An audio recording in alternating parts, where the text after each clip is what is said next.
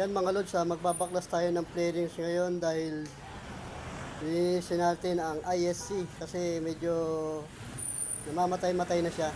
Kaya babanggain, lahat ay babanggain, lahat ay babanggain, nang umarang-arang. Dudurugin ko kayo! Sino sa inyong gusto mauna? Yung lalaki? Yung babae? Yung nabuhala? O baka naman gusto niyong pagsabay-sabayin ko na kayong tatlo?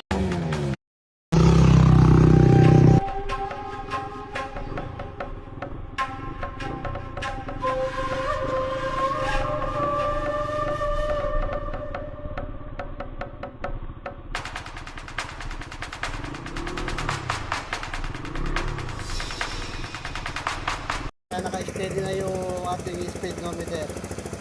Nasa 1.5. Steady na sa 1.5. Kaya sa hindi pa naka-manual dyan, mag-manual na kayo guys.